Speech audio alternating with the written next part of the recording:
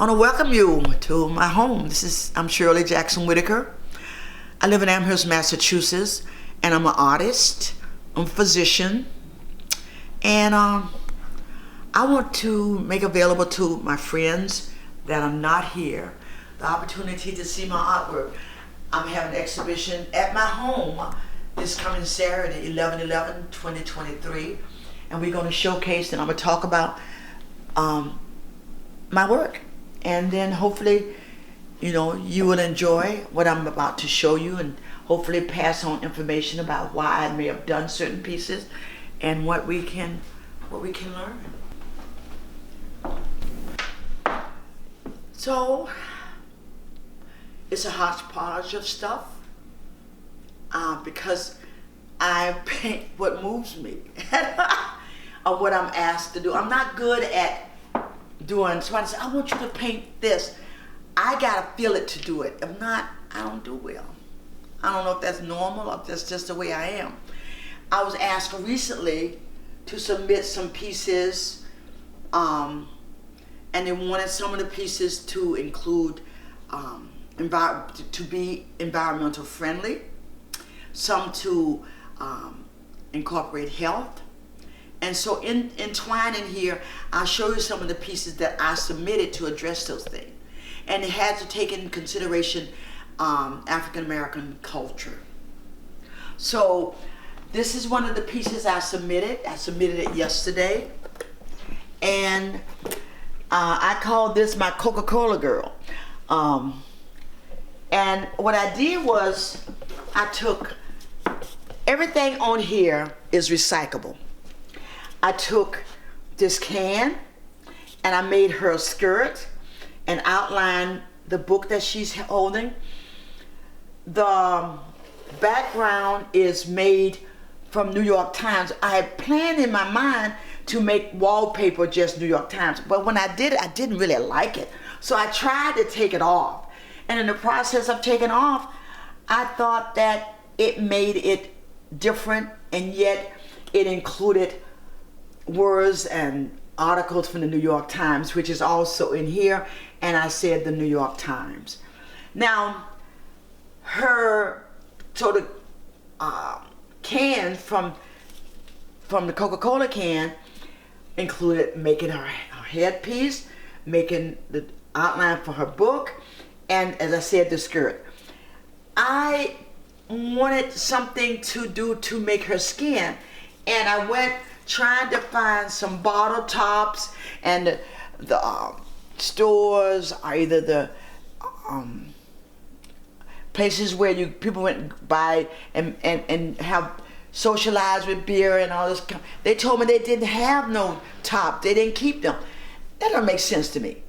If you got a store, and the main thing the store does is sell beer cans, and he said he didn't have them. That's all right, but you know what? It just came to me early in the morning when for some reason, I think spirits or whatever it is, talked to me early in the morning, and it said, remember the pod that your husband had? And my husband use these pods to make his coffee, and he do espresso. Espresso is too strong for me. But I took this and I used this to make her body, and it gave that chocolate brown coloring, which I love, and it has a little sparkle to it. So this lady is all recyclable. And I took the piece from the Coca-Cola, it was Coca-Cola Classic, and I made her a necklace. So I called her New York Classic.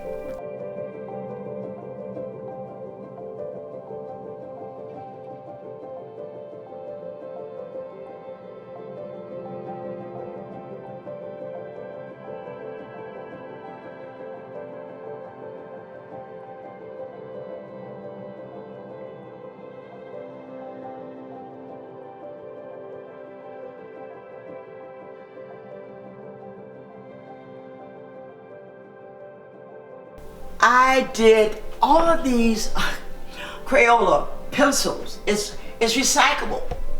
And all of this is being used again.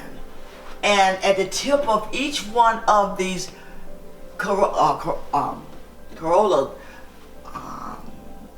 pieces of pencil, I put something that gives a little spark. And that same spot I used for her ears. And inside of these flowers, I put some recycled jewelry. Every summer, my husband and I go to Martha's Vineyard, Oak Bluff. And there's an area there called the Inkwell, where for over 70 some years, African Americans have swam. There's a group called the Polar Bears. And you get in the water early in the morning and you do water aerobics for about an hour. And for the first time this year, Carolyn Hunter, who's someone who is, I call the mayor of Oak Bluff, but she really works to help us remember and continue to enjoy the polar bears and exercise and do a lot of good things.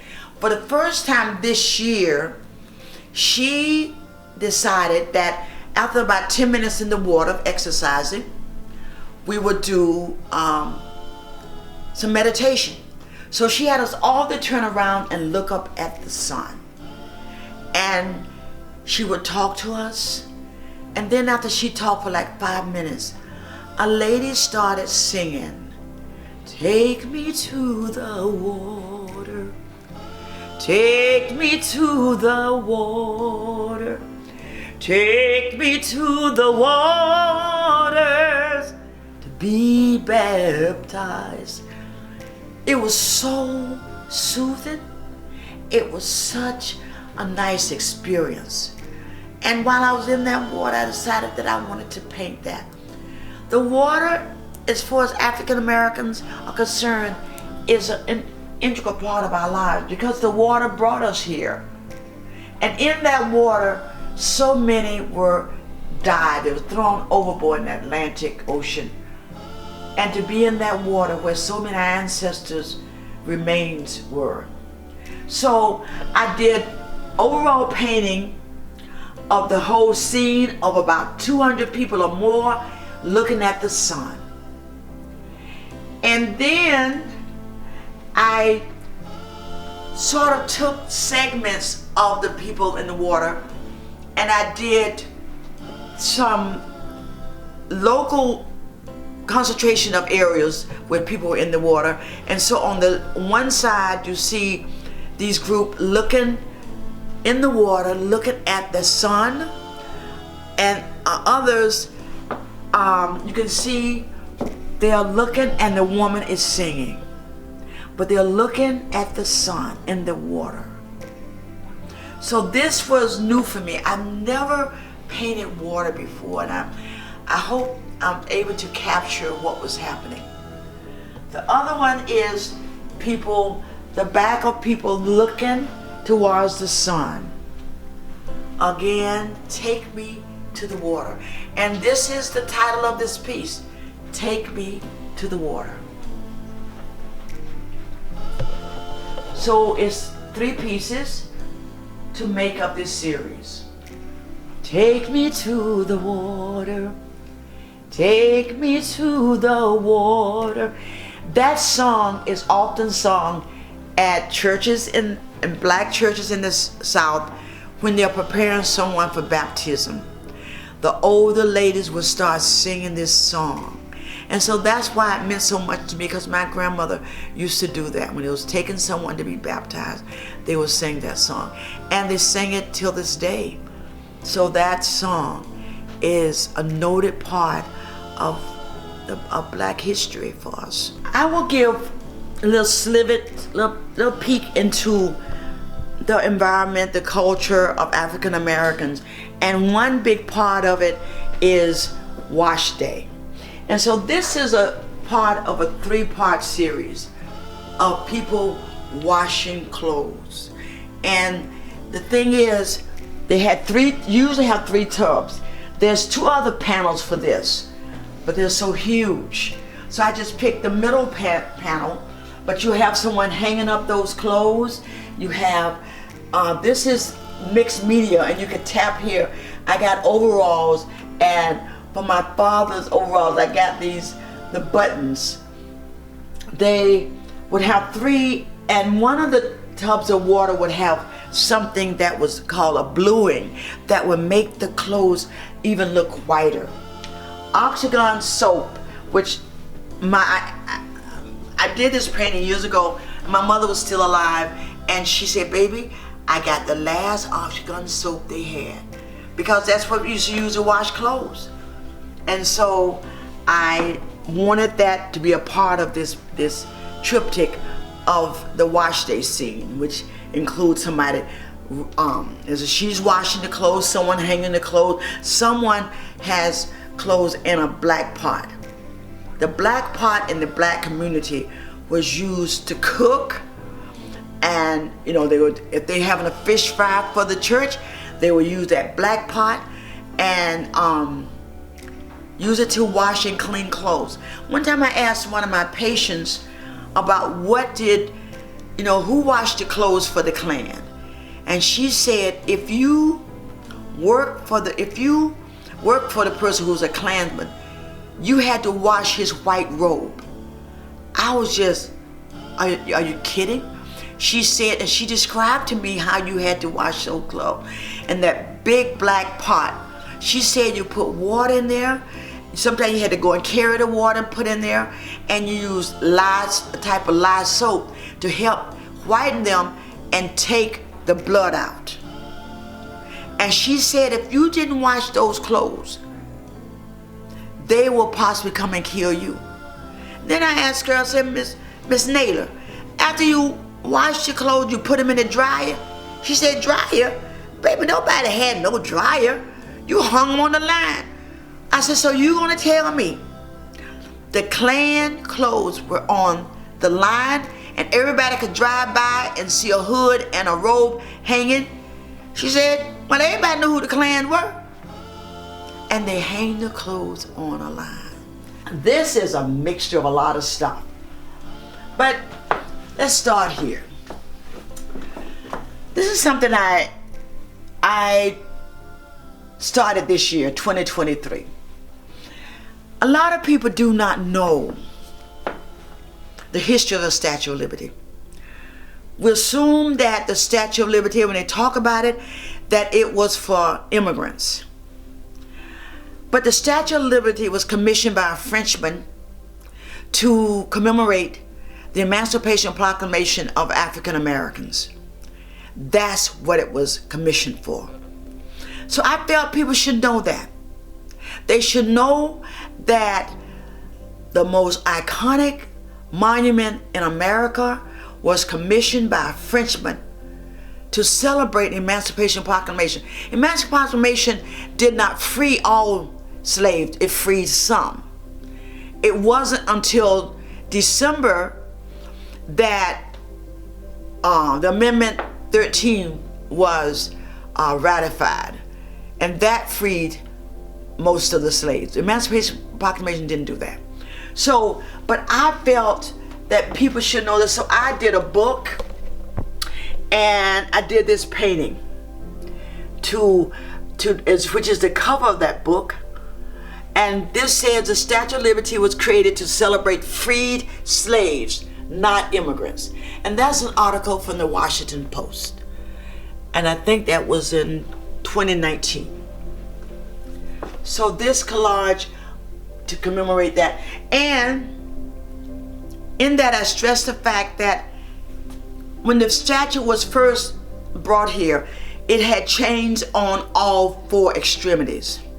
Those were removed, and only one ankle has a chain still on it. And I'm glad they left that, because it supports what everyone should know, that the Statue of Liberty was commissioned and brought to this country to commemorate the freeing of slaves. So if you go to, you can't see it if you, at the bottom, if you're looking up, you won't see it.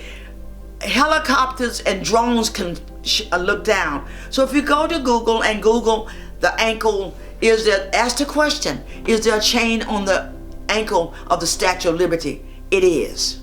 And you'll see it. And how the chain is still there.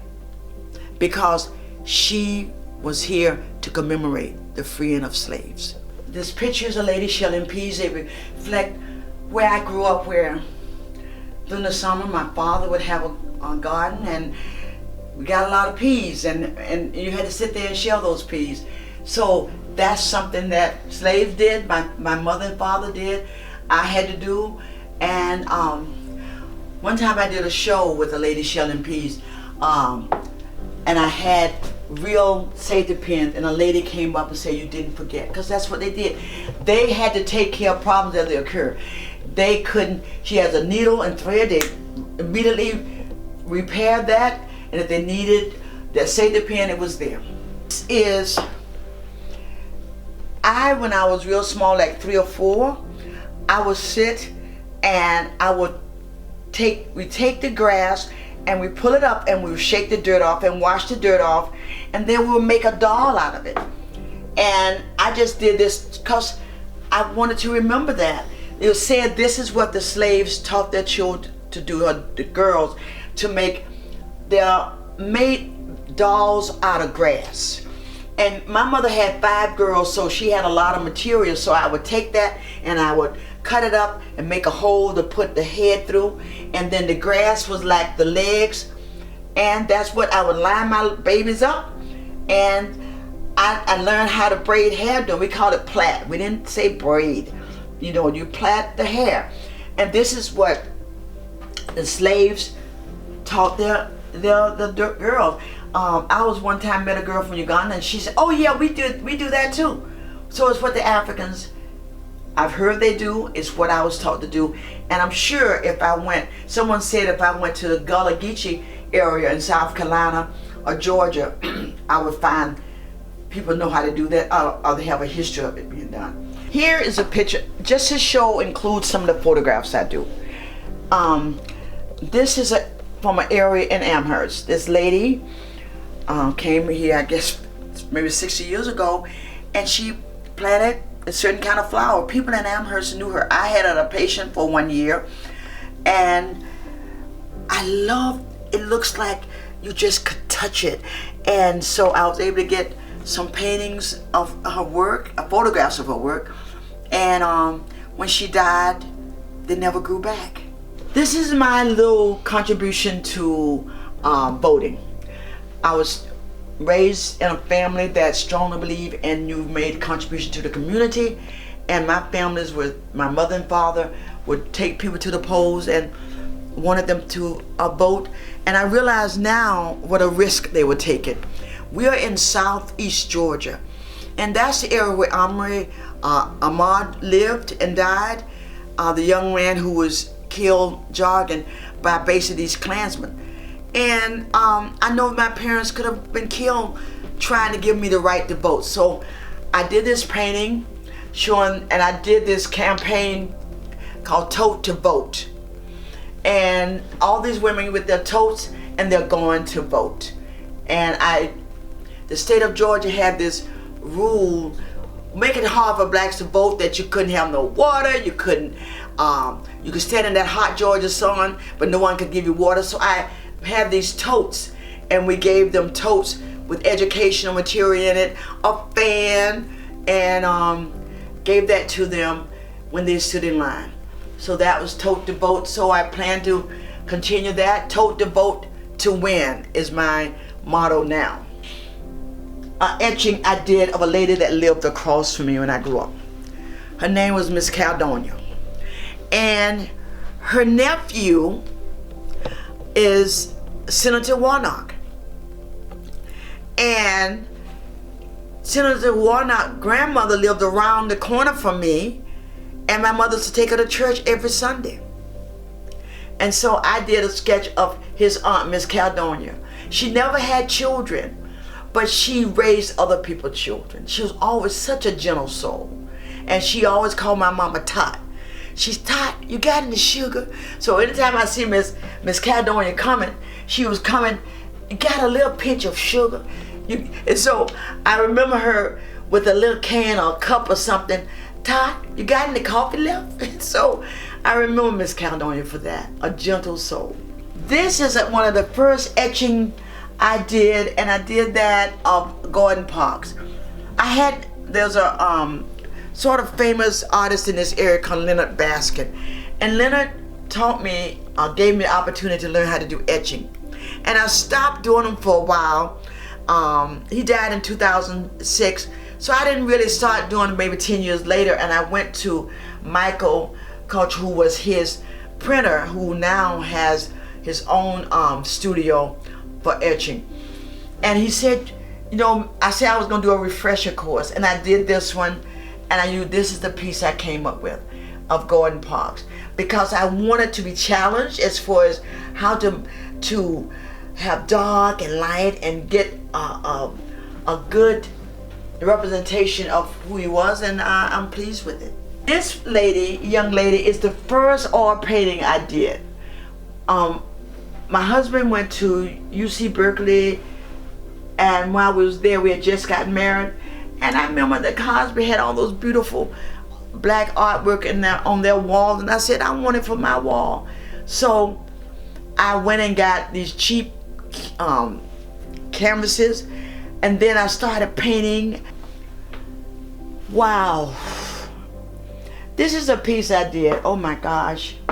I call it Big Ma, Sugar Cane, and Me.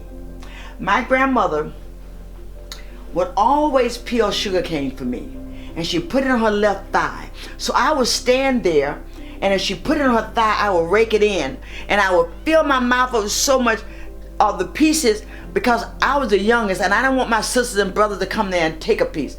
So when I finished, my shirt was soaking wet with that sugar cane, was sticking there, and was sweet and sticking to my clothes, but it was worth it. And so she told my father before she died, she said, you make sure that baby always have some sugar. You know, she loves sugar cane. So I call that Big Ma, Sugar Cane, and Me. This piece is the first piece that I did with charcoal. Mm-hmm. You shouldn't let this huge piece be your first piece. I must have lost my mind. Charcoal was everywhere. The dust. I didn't know if people said you should spray out. The lady tell on this advice.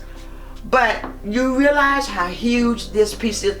I never carried it anywhere because I can't just take it and throw it in the trunk of the car. So I did this, and in the South, when mother had children and they went in the fields, they would leave this baby maybe a year. This one maybe 3 or 4. And the 3 or 4 year old is supposed to take care of the 1 year old and let them know if some danger came. If a snake came up or something, they would scream and then they'll run back to them. I heard that some mothers would take their kids and put it in a basket and tie them to a tree, up in a tree. I never saw that, but I did see people, what we call a pallet, put the baby on there and with the older child, and the mother will go back in the field to work. And it was very common for the belief system. They will put certain things around the baby's neck that was supposed to protect them. And it has some herbs or some oils in it too, as a protection.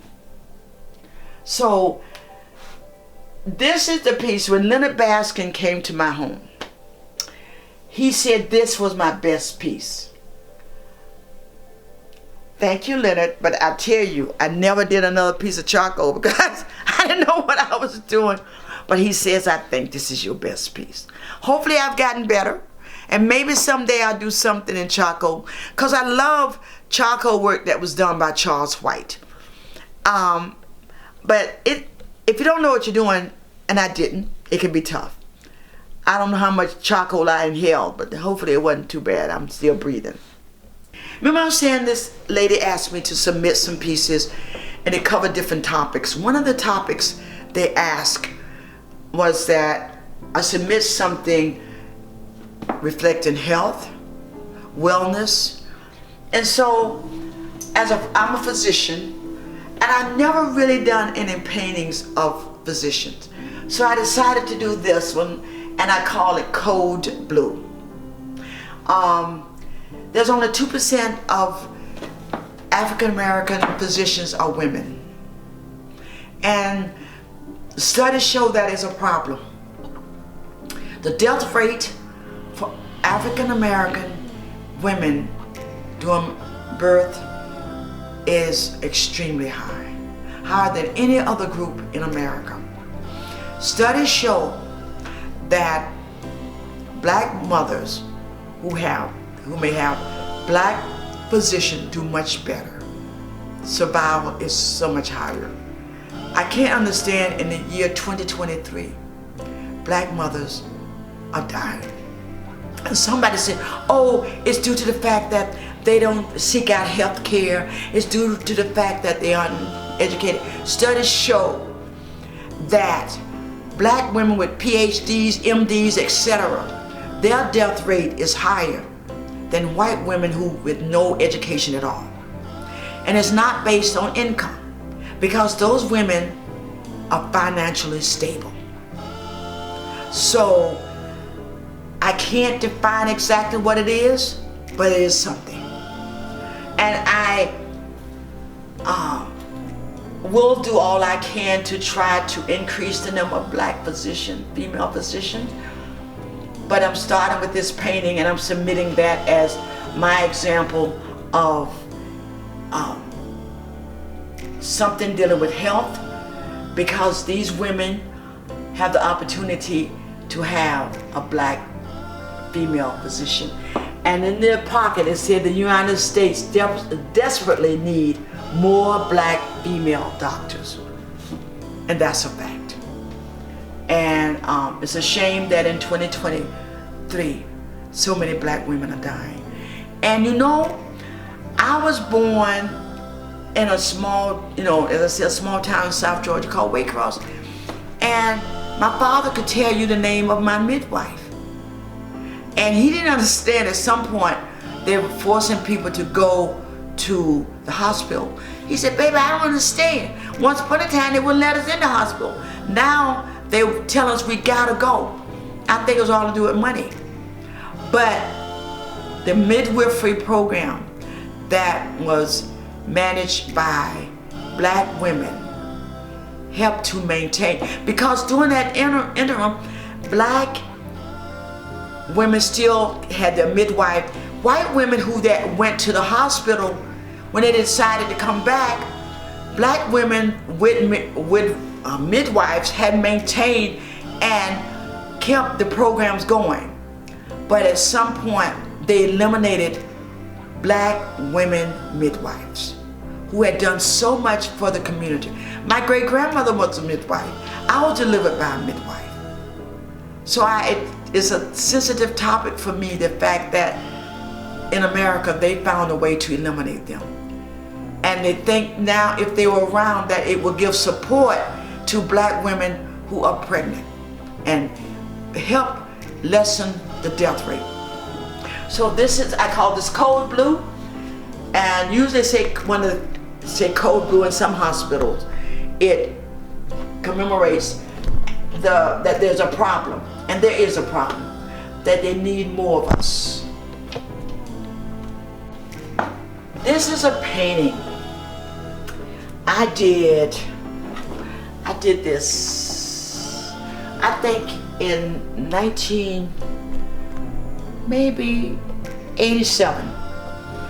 It was when I was in medical school. I remember there was a guest OBGYN specialist that came and spoke to us.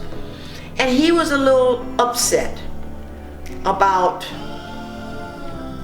what had been done to some black slaves, that this Dr. Sims, S-I-M-S, for whom there were 3 statues in America to him. He was considered the father of OBGYN, of GYN. He invented the speculum that if you ever had a pelvic exam, you came in contact with a speculum. But one thing he worked with was trying to eliminate fistulas, which is one of the complications of pregnancy. So he did surgeries on 3 black slaves. And one of them was 18 years old, and they said he did 30 surgeries on her without anesthesia. Anesthesia was available, but reportedly they felt that slaves could tolerate a lot of pain. So 18 years old with 30 surgeries. And I remember that professor saying, I didn't know Sam's name, I just remember it happened and it really, really upset me. And he said because they had had all the fistula surgery, that's an area in the pelvic area that was basically ripped apart. So you had feces from the rectum, menstrual cycle, blood, and urine all mixed together. So they was prone to have a lot of infections, and because they had no sphincter tone, especially in the rectum, they had a smell. So he said they were relegated to a shack and until they died. So I never knew their name, but I wanted to do a painting to them to let them know that how hurt I was about what happened to them. So this is what I came up with. About 10 or 15 years ago, a friend of mine that lived in this area named Marcy was doing a video of my work, and I told her about this, and she said about 4 or 5 years after that, I told her that I didn't know who they were. I just knew I had to do this painting for them. She said, I found your ladies. And NPR was doing a segment on these ladies. And that's when I found about Dr. Sims, about these 3 ladies. And so now there's a huge statue to them in Alabama. And they say the statue is about 12 feet tall of 3 of the ladies. And they said that the artist that did that work says, no one will ever look down on them again. And as I said, there's 3 statues of Sim, the father of GYN, gynecology. New York removed theirs, so there's 2 left. And someone did a painting of him having someone do surgery on him without anesthesia. So, and they refer to the ladies who that statue was done, the mothers of gynecology.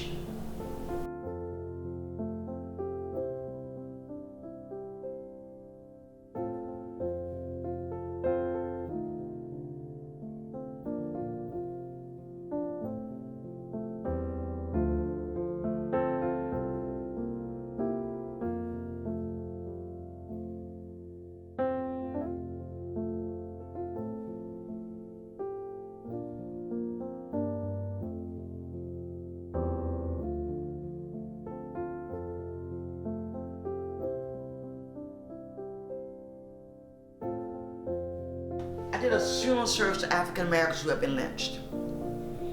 From that funeral service, a film was done, including me and one of the few survivors of a lynching named Winfred Rimbert. And Winfred told me about lynching and talked about the 3 stages of lynching, which I did not know anything about.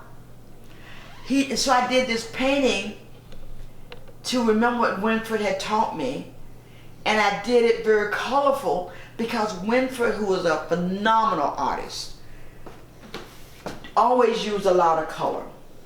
So the first one, which they did to Winfred, they tied him by his hind legs, and they did that to expose his sexual organs because they would remove them, put them in a jar, and auction them off.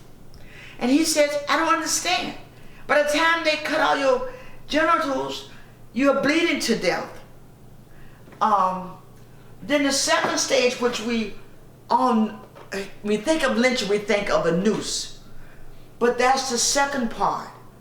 Because after they remove all your sexual organs, they would noose you and hang you so all these people, tens of thousands, could come and see you hang from a tree.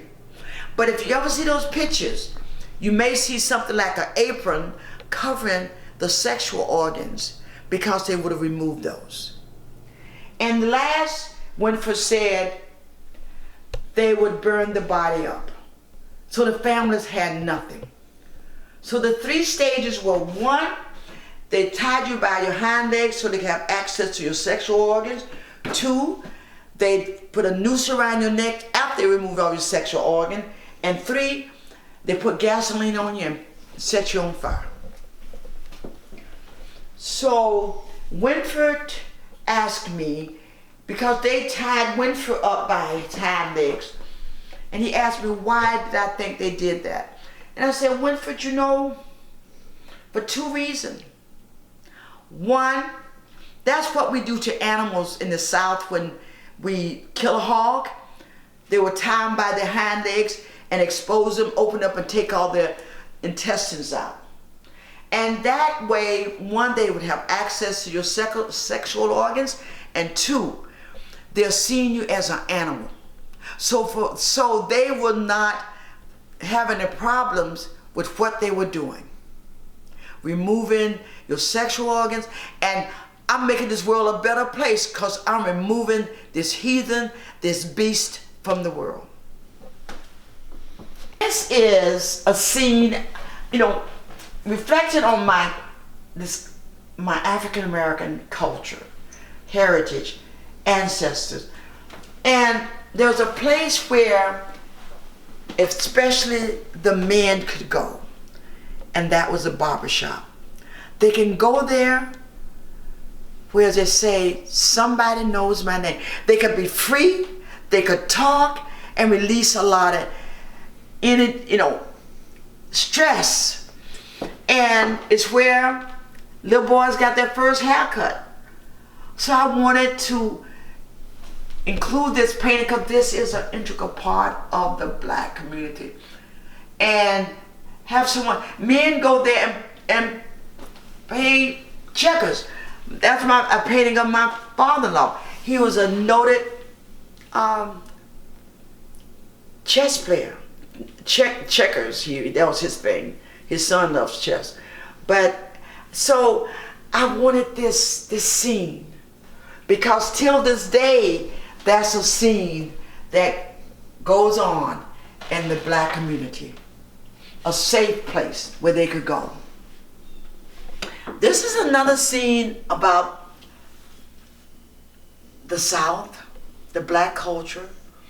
And this is, you see paintings of the black church. They always show the minister with his hand raising and people shouting and the choir going side to side. Those were a lot of the famous paintings of the black community, especially the black church.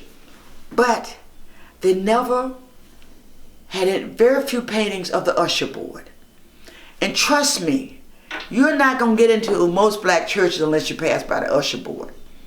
And my mother was an usher, and she was so proud of that fact. She said, I can't sing, but I serve the Lord because I'm able to be an usher. And the thing that I want to put on this painting was the fact that for a long time in the black community, there was no newspapers, so you had fans was an integral part of the black service, the black experience. And if someone's going to be elected, they say elect whomever, and the funeral home did advertising there, funeral home in my hometown. And the thing I loved about the fans, they always had such positive images of black people. Like this one, with the mother and look girl, look at the gloves on her hand. And they're all so well. It was such a positive image. So I would sit there in church and look at that fan, and I would think about how nice that was. That was a positive. There weren't many positive, there were no publications of us. So there were no really positive pictures of us that we could look at. Eventually, Ebony and Jet came around, and if you could afford those, you had those in your house. Positive images of them. And this was a copy. My mother was a treasurer, and this is a copy of the badge that she wore. And it says, Usher Board, Greater St. Paul Baptist Church, Waycross, Georgia. And she was a treasurer. And that she was so when you come into the church, the usher board is going to give you a fan, gonna give you a program for the day. They will put up the flowers that you'll see in the pulpit, and they pass out the collection plate. That's what they did. And they were so proud of it. And most of them at my church, they wore white outfits. This is another scene from the black church. Some people will know when they look at this what is happening in the church. They would have all the missionary or the ladies of the church in white. I know that is the Sunday of communion. And you got a communion table that's covered up, but they're all dressed in white, a part of their attire for communion. And they have the choir singing and so forth. But you walk in here, most people that are raised in the certain churches in the South, they knew that it's Communion Sunday because the ladies are dressed in white. And the table with all the, communion things like the juice you're going to drink and the bread you're going to eat was under there. And so it's an integral part of what happened. Ida B. Wells and Shirley Chisholm. This culture, America, has set up such negative images of black women. And I decided to do paintings and educate people about some of them. And the first one I did was Ida B. Wells, because she did unbelievable work to document what really happened with lynching. She was a journalist, investigative journalist, I would say. And because of her activities, she was from Memphis, but she toured around giving speeches, and she was told, her family told her, don't come back to Memphis. The Klan is planning to kill you if you came back. She did studies to prove, they say black men was lynching all of the white women. She did the research to prove that the majority of those interactions were consensual. And you think about it, if the black man was doing, or the only one doing lynching, why be all these different colors? Talking about the Rainbow Coalition. You name the color and we're one of them. Because the white man was the one lynching, not only lynching people, but he was also raping black women. And you look at us, all different colors. And it was because of what he was doing. So he was a rapist. And they classified the black women that they was raping as basically whores, etc. But that's the definition he gave of them. Till this day, it still exists. So I did this series of paintings, and then I made totes of them. Did the one for Shirley Chisholm. She's the one that says, if there's no chair for you, a folding chair for you at the table, bring your own chair. And she did that. She was a strong woman. Unbelievable intellect, and she's one of the first African American women to run for the presidency. I did not only for her, I did a tote, and I did one for Ida B. Wells too. And on this, I would provide some information. Chisholm was the first African American female in Congress. She said, if they don't give you a seat at the table, bring in a folding chair. And that she did. Tough woman. I told you I did a film was done of a project that I did called Ashes to Ashes.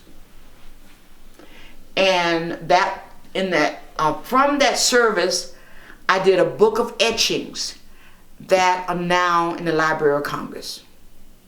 And this is an example of one of the books. Along with the book of etchings is There's printing. They call it a broadside in the publishing printing lingo. And on that, I did this etching of a tree.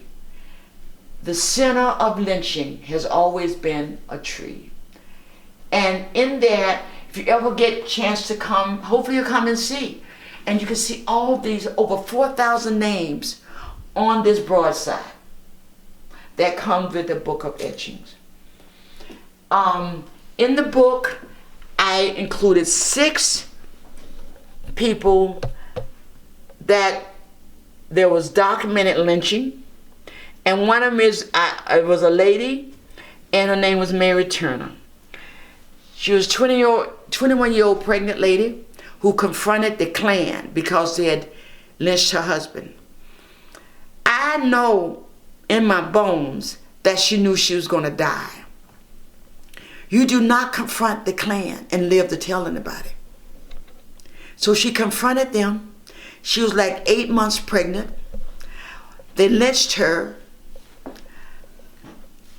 They set her on fire. Then they cut open her belly and her baby fell out. And when the baby cried, they stumped the baby to death. So she is in that book of etchings in the Library of Congress.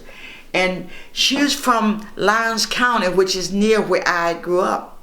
Valdosta, Lyons County area, Quitman area, that's where she was from. The book of etchings on the cover, this friend of mine that was in that film Ashes to Ashes, Winford, did he did leather work. And he did this leather work. First he had done 5, and I said, Winford, you did only men. Women were lynched too. So he went back and he did one of women being lynched. So there were 9 pieces that Winford did, and one of these with some of Winford work on the cover is in the Library of Congress. And so I wanted kids to be proud of who they are.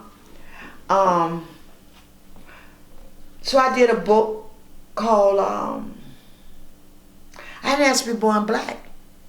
I Just Got Lucky. And it celebrates their features. The first is Lucky, the young little lady. And this is the book that I did. And I love the one on the back. I love how her head is sitting up and that she's very proud.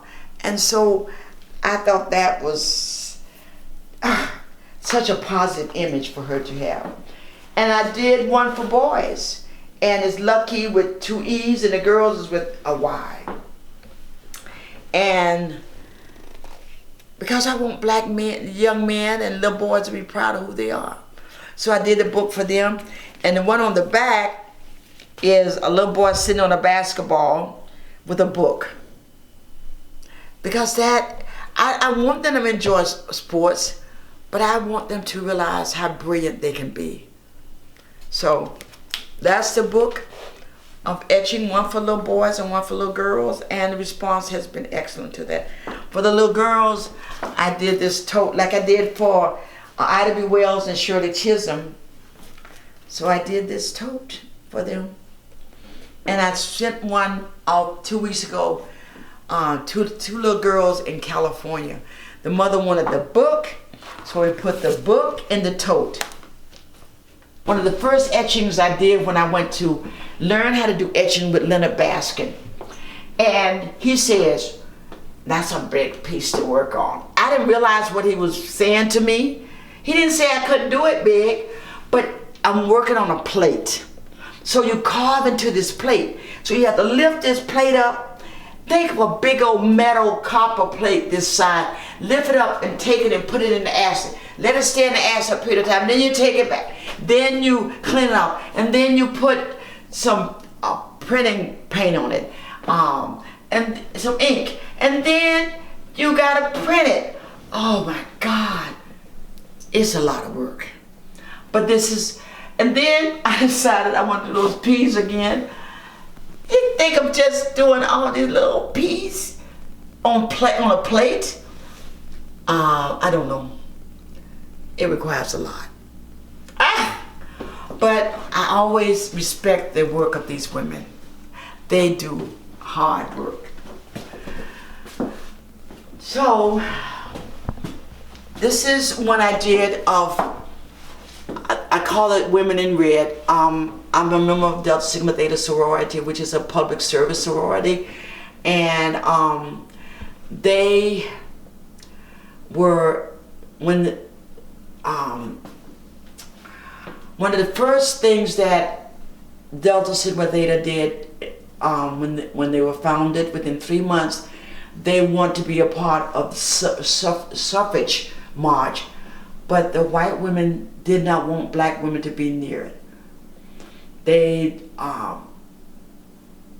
suffrage is for voting, and if they participated in the march, the white women that was a part of 1913 March the 3rd, they wanted them at the back and wanted them to be separate, had the Klan.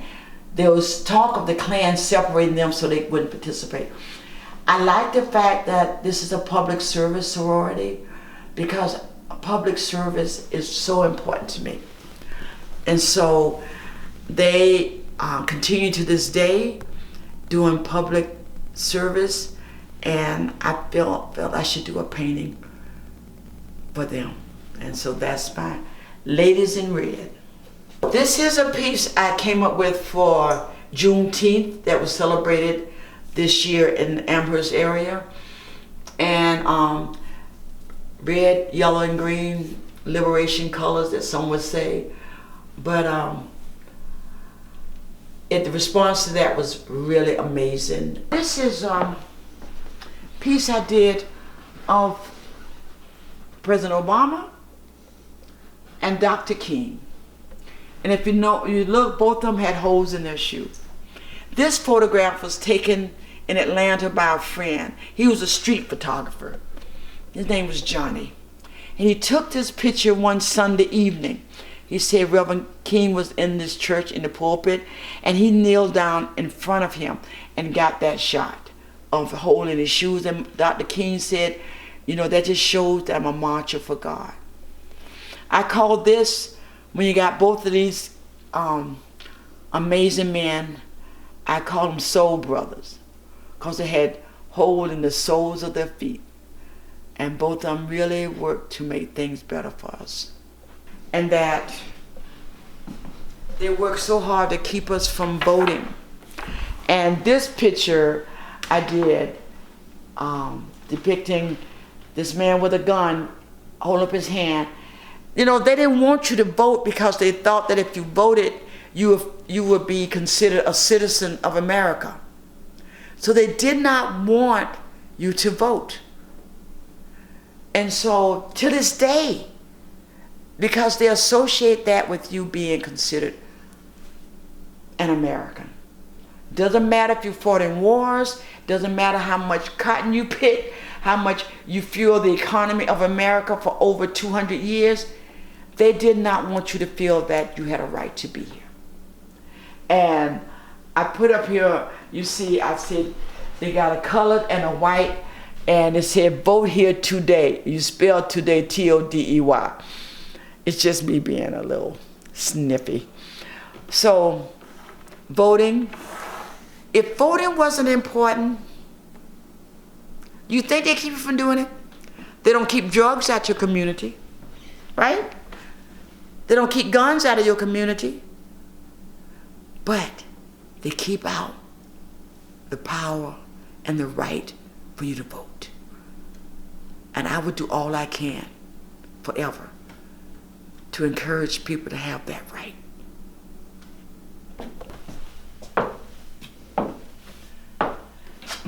Picking cotton. I did this painting because so few people have ever seen cotton.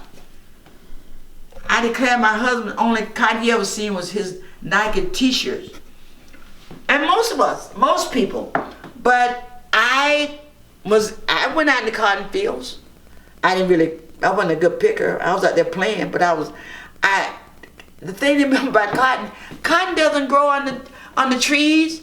You out there in the sun, the hot sand, snake, and sickness. You could be in that sun and stroke out.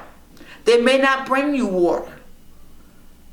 So, but this little soft cotton, once they figured out how to remove seeds, the number of slaves being brought to this country was ballistic. So many people died in enslavement. Picking cotton, working in tobacco, South Carolina doing rice, but working in the fields. So I wanted to do this painting to not forget the work that so many people did in that cotton field. And I wanted them to look respectful. I didn't want to degrade them, but it's a task that they did. These two ladies, Ida B. Wells and Shirley Chisholm. You know, this culture, America, has set up such negative images of black women. And I decided to do paintings and educate people about some of them. And the first one I did was Ida B. Wells, because she did unbelievable work to document what really happened with lynching. She was a journalist, investigative journalist, I would say. And because of her activities,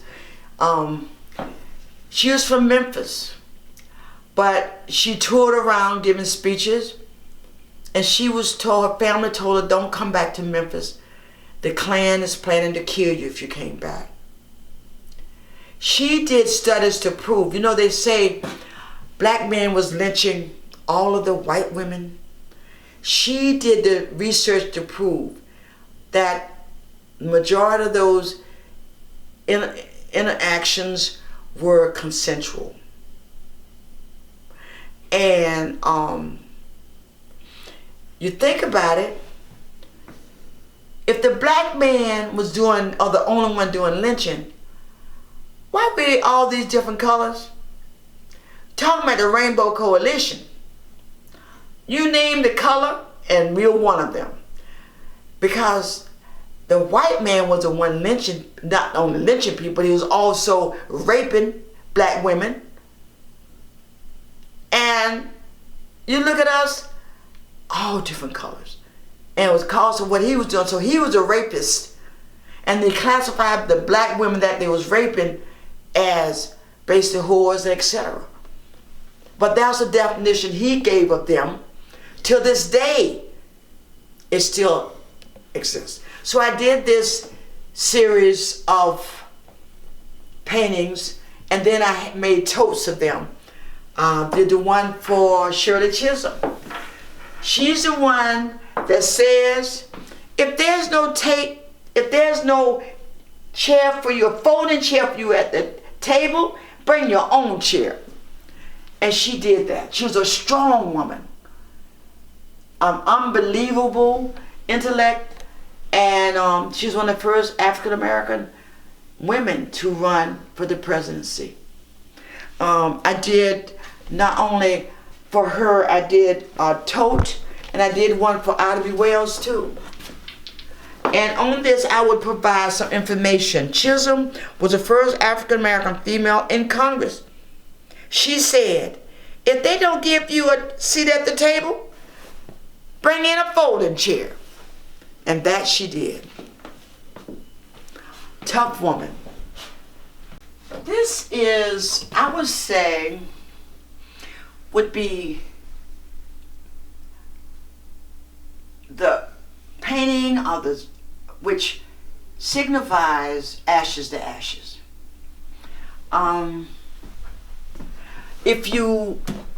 It has the ropes, which can also seem like braids or plaits, and it has some discomfort. So I was trying to find something that I could use to tie it all together, And this is what I came up with.